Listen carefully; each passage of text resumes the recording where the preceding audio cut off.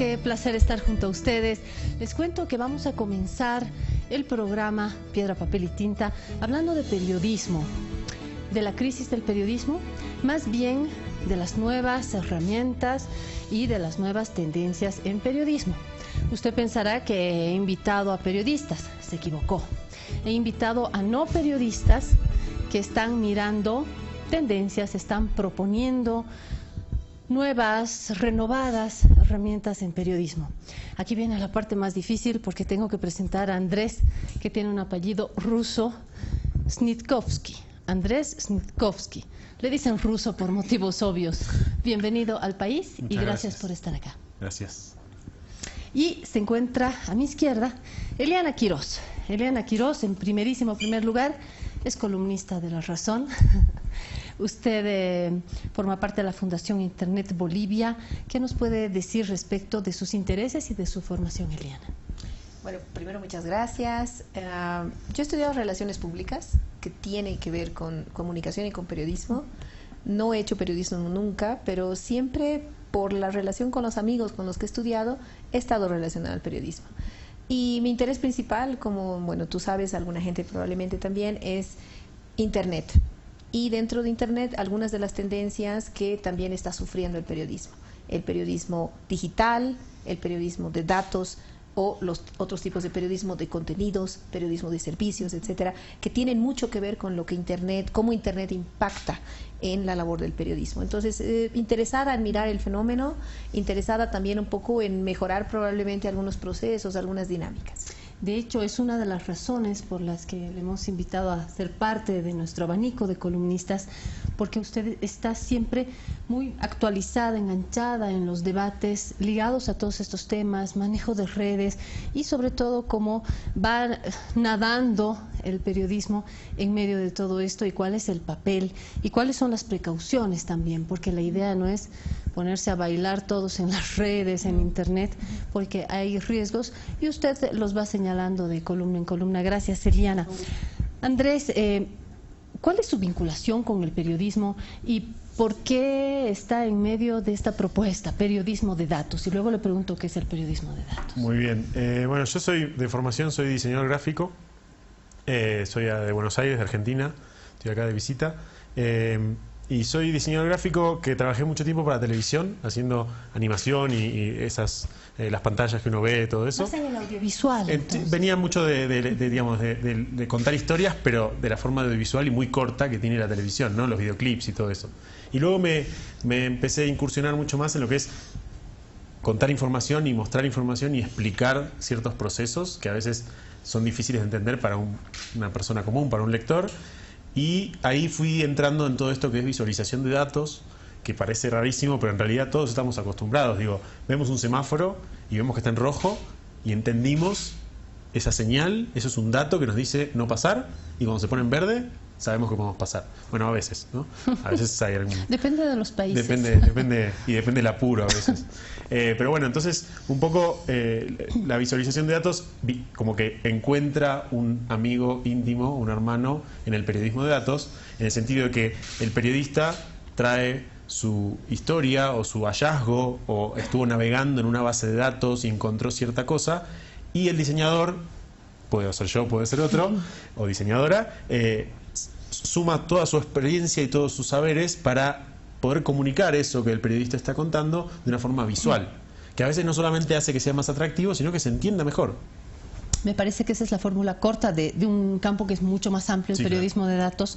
Y de hecho, bueno, estamos en contacto con Andrés porque junto a Eliana y el periódico La Razón y el periódico El Extra estamos en un proyecto de formación de nuestro equipo de periodistas, y cuando digo periodistas estoy hablando también del equipo de diseñadores, porque hemos apostado, porque Eliana nos convenció, hemos apostado por el periodismo de datos. ¿Y por qué? ¿Por qué es interesante? ¿Con qué se come el periodismo de datos? ¿Para qué sirve? ¿Y de qué manera es diferente, además del resto del periodismo tradicional que se hace? Yo creo que lo que básicamente, digamos, la principal virtud o una de las principales virtudes del periodismo de datos es que logra ordenar información. Y lo que vemos, no solamente en La Razón, no solamente ahora en el Extra, es que la práctica cotidiana de los periodistas no es precisamente ordenada, como no es ordenada la práctica de ningún profesional en ningún aspecto, creo, excepto los informáticos. Entonces uno comienza y tiene un dato, lo usa, lo guarda en algún lugar en la computadora, luego cuando lo vuelve a necesitar ya no sabe si está ahí, otra vez lo vuelve a buscar. No sabe cuándo se actualizó. Correcto, eso es. Entonces, primero ordenamos. Segundo, una vez que está ordenado en una base de datos, puedes analizar de manera que tienes un producto diferente. Puede interesarle, por ejemplo, a un grupo de personas que haya una información analizada y puede querer pagar por esta. Interesante. ¿Se puede entender esta práctica, retomando sus términos, desordenada, o más bien una práctica que es como los insectos que viven horas, ¿no? Así un poco trabajamos los periodistas seguramente. Sí. Imagínese en periódicos cómo será en otros medios tradicionales como la televisión, la radio, y cómo será en sitios digitales, en páginas digitales. Me da la sensación de que los periodistas llegan a la página en blanco en la mañana, buscan los temas, las fuentes, los datos, enloquecen, se estresan, una vida vertiginosa, ¿no? Y en la noche ya termina la rotativa, sale el periódico y al día siguiente otra vez en la página en blanco. Y todo aquello que se quedó ahí en esa caja desastre, ¿no? Y entonces, como bien dice Eliana, queda en la computadora, pero nos faltaría entonces un trabajo de sistematización que de repente no hubo anteriormente en el oficio, o lo hemos perdido en el camino. Tal vez no hubo, porque la verdad la forma de ordenar en una base de datos, o sea, no solamente es ordenar en files o archivos, es en una base de datos, esto es matemático. De manera que el tema con el periodismo de datos son dos, ahí termino. Uno es que si uno hace una base de datos enorme, que la capacidad humana ya no puede analizar, ya no puede procesar, si está en una base de datos ordenada, la computadora lo puede hacer. Entonces ampliamos nuestras capacidades. Y segundo, es que el periodismo de datos, más que cualquier otro periodismo, me atrevo a decir, puede generar negocios nuevos. Y el problema ahorita del periodismo con la entrada de Internet es que está cada vez bajando sus ventas de publicidad. El modelo de la mayor parte de los medios, por lo menos impresos, es venta de publicidad, no tanto venta del periódico. Entonces, si no puedes vender ya tanta publicidad, comienzas a tener menos recursos. El periodismo de datos te permite generar nuevas formas de hacer negocios en los medios. Por lo tanto, comienzas a generar recursos ya no de la manera tradicional de vender publicidad, sino de vender información especializada de otra forma. Notificaciones a una persona que lo necesita porque necesita saber si su nombre sale en edictos, por ejemplo. O notificaciones para saber si hay un requerimiento de personal que puede ser interesante para mí, o un requerimiento de compra de algo de mi empresa. Entonces comienzas tú mismo como cliente a pagarle al medio. Volvamos salgamos de mi fantasma, que es vender menos publicidad. Estamos en fin de semana, no me voy a deprimir. Volvamos al periodismo, al encanto del periodismo y a lo que le puede aportar este periodismo de datos. Nos entendemos porque los tres estamos de alguna manera involucrados en periodismo. De repente la persona que nos está mirando dice, perdón, no entendí de qué va el programa de hoy. Para un consumidor, es probable. ¿En qué le ayuda este periodismo de datos de la noticia que el lector está viendo en las mañanas o el televidente? ¿Qué cambiaría? Denos un ejemplo, Andrés, de un trabajo que sea hijo de este periodismo de datos. Bueno, ¿qué podemos hacer? Que el lector o el televidente, con el cual yo me identifico más que con el periodista, claramente, vamos a encontrar también en este mar, estamos metidos en un mar de información infinito, ¿no? Que estamos bombardeados por todos lados con información, y encima ahora estamos dudando de cuál es verdadera, cuál no. Entonces, además de que confiamos, últimamente los lectores confiamos en un periodista más que en un medio entero, ¿no? Como que nos gusta este periodista, confiamos en él y lo leemos. Entonces hay una confianza. Pero con el periodismo de datos también nos permite confiar en la información, porque el periodista, además de contarnos su conclusión y su investigación, nos cuenta de dónde lo sacó. En vez de decir, mi fuente dijo que, dice, en base a estos datos que encontré, resulta que está mejorando la alfabetización en los barrios más difíciles de la ciudad. Y nos muestran los datos, y nos muestra un mapa, y en el mapa nos muestra colores. Entonces nosotros como lectores, que no podemos estar todo el día investigando, simplemente tenemos un rato del día para leer, entonces cuando lo leemos y vemos el mapita, vemos esos gráficos, vemos que la fuente es el propio gobierno o es una institución, entonces empezamos a entender un poco más fácil sin tener que ir por un lado sin tener que confiar ciegamente y por otro lado sin tener que ser un investigador, ¿cierto? Entonces me parece que, digo, ahí di un ejemplo inventado, pero digo, cualquier caso de esos, muchas veces uno piensa que son siempre cosas malas, ¿no? Como cosas que salen mal, cosas que hacen mal, corrupción y esas cosas, Panama Paper, todo esto. Pero también hay cosas buenas, hay cosas que de pronto, digo, por dar un ejemplo, todo lo que es la salud, todo lo que es la estadística, que uno no se da cuenta, pero sale también de una especie de periodismo de datos. Y nos acusan a los periodistas, bueno, en primer lugar, más de un teórico ha afirmado que estamos en la etapa del periodismo declarativo, es decir, que los periodistas lo que hacemos es tomar el micrófono y decir, ¿qué dice el ministro? ¿Qué dice el representante de la COP? ¿Qué dice? ¿Y qué dice? Y se agarran todos y yo informo y le pongo un titular, un enfoque a esa confrontación de opiniones, de declaraciones, ese periodismo declarativo. Bastenier, ya me acordé, Bastenier dice que estamos en este tiempo de periodismo declarativo. Nos acusan de esto, también de no entender, porque claro, si uno es periodista, entró a una escuela de periodismo, una facultad, una carrera de periodismo de comunicación, porque de matemáticas no sabe mucho, porque no maneja Excel, porque la tabla del 7 tampoco se la debe saber, entonces fue a periodista, ¿no? Y resulta que el periodismo necesita de una información numérica, ordenada, sistemática, etcétera, etcétera. ¿Seremos capaces los periodistas que nos hemos escapado de ingeniería de producir y de manejar seriamente la información? Sí. Primero, hay algunos periodistas que se enganchan, les gusta y descubren que las matemáticas, el Excel, la estadística había sido divertida y son fenomenales. Y hay otros que tal vez no tanto, pero entienden cuál es la función de esto. Y tienen otro personal, porque sí, ahí las redacciones, los medios tienen que innovar, no solamente capacitando a sus periodistas que están ahí, sino contratar otro perfil de profesionales. Por ejemplo, profesionales informáticos para la redacción, no para el soporte de, ay, me olvidé mi password, no sé cuál es, ven, por favor, ayúdame, no, sino como parte de la redacción también gente especializada en estadística, gente especializada en informática, incluso en desarrollo de software, de manera que los periodistas tienen que entender solamente cuál es la función de ese nuevo profesional dentro de la redacción y hacer equipos. Y al hacer equipos, entonces el periodista hace lo que sabe hacer, que es contar historias, porque tampoco es fácil, eso se estudia, se aprende en la práctica, y comienza a integrarse con otros profesionales que son más cuantis, pero que entienden tanto los cuantis, lo que hacen los periodistas, como los periodistas que hacen estos profesionales cuantis. Cuando ustedes hablan de informática, de los programas, del software, de tal, H2O, ¿verdad? Claro, uno dice, uy, debe ser difícil, debe ser costoso, debe ser, uff. Pero resulta que Andrés, en una charla introductoria a esta formación que estamos haciendo en el Extra y La Razón, nos mostraba ejemplos, pero de cuando ni siquiera había internet, los mapas que utilizaban durante las guerras en Europa, es decir, son herramientas que han acompañado al ser humano hace mucho tiempo ya.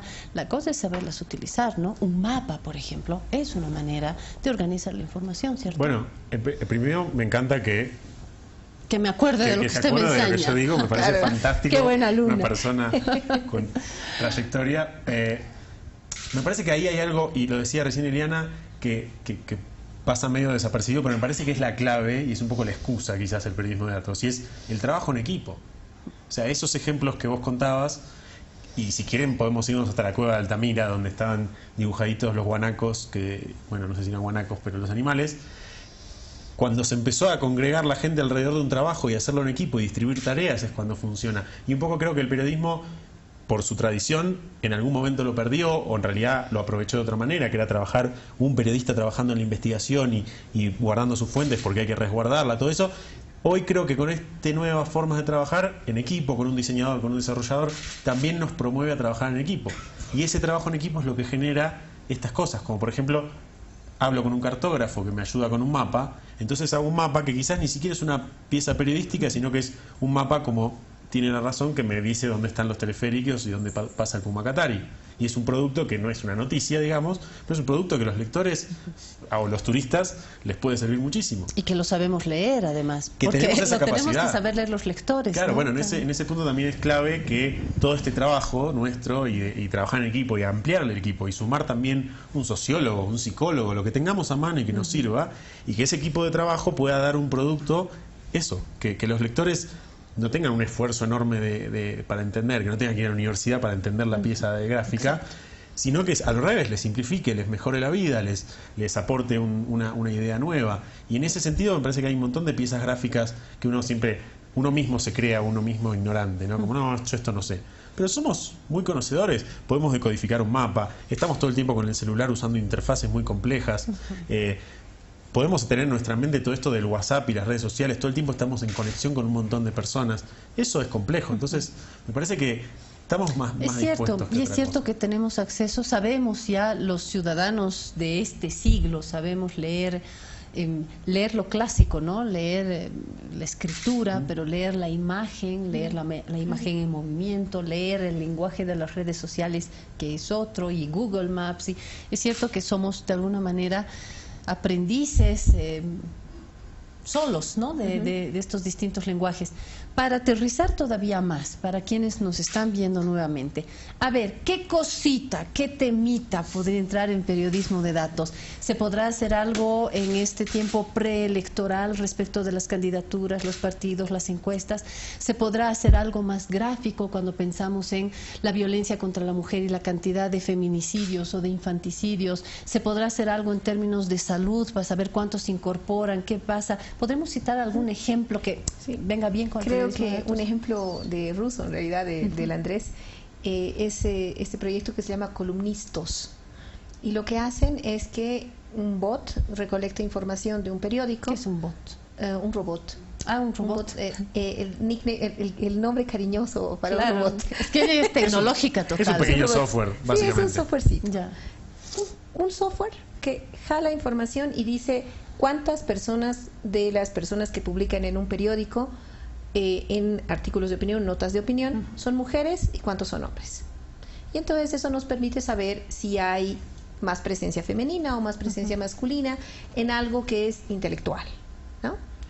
Entonces ahí lo que se ve en Argentina es que en todos los medios tienen menos representación de mujeres. Chocolate por la noticia. Y en domingo, pero comprobable. Pero qué interesante que en domingo hay aún menos mujeres. ¿Por qué? Porque en domingo se lee más. Claro. Entonces se tiene que leer a la gente las chicas, seria. entonces un poquito. Y la gente seria suele ser hombre. Claro. Estoy siendo irónica por si Claro. acaso, ¿no?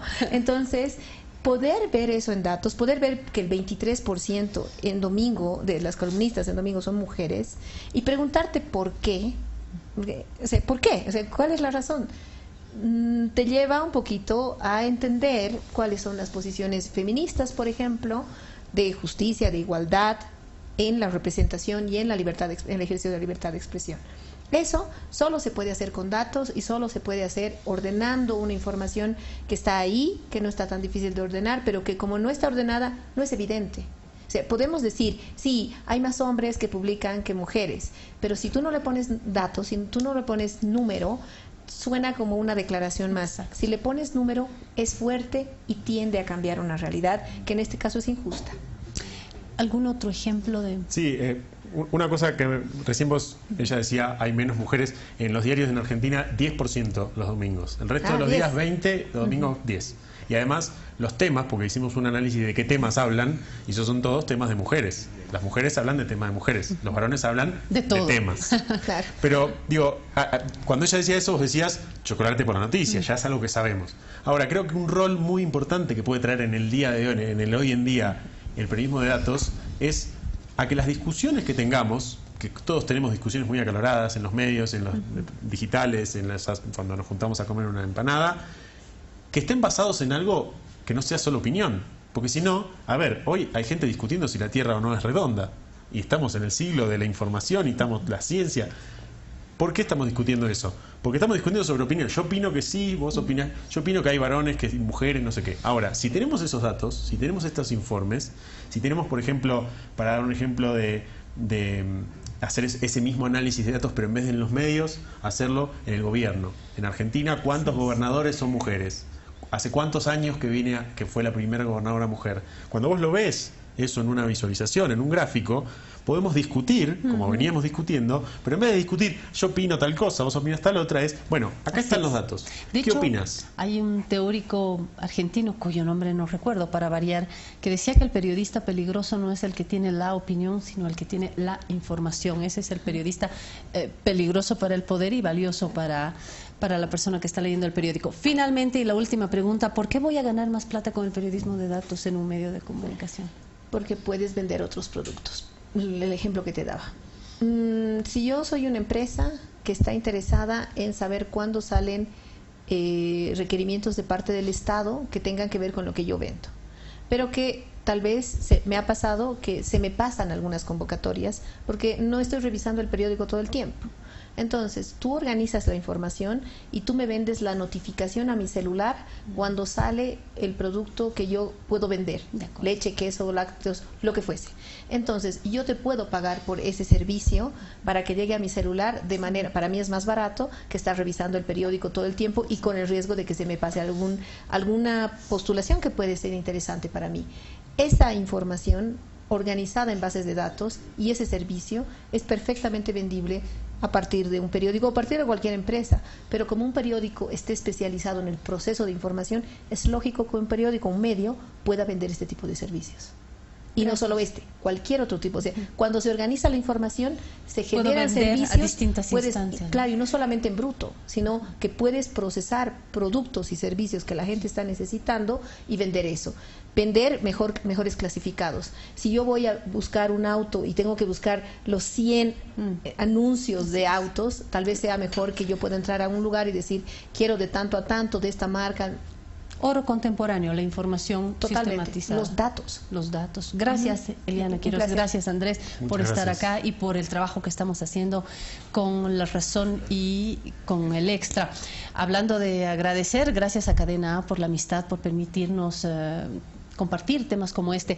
Aguárdenos, porque enseguida Lucía Sauma va a preguntar a la gente de deporte qué pasó en la cancha, qué pasa en general cuando un jugador es insultado, le dicen negro de tal, le dicen indio, le dicen... ¿Qué pasa cuando hay racismo desde la hinchada, desde el estadio? ¿Qué pasa cuando el jugador dice me voy porque yo no tolero esto? ¿Qué dicen las autoridades del deporte? ¿Racismo se tolera? No, porque está en las tribunas, hay que permitir nomás, así es el fútbol, o ya no más, ni un jugador más insultado. De esto hablamos enseguida, aguárdenos.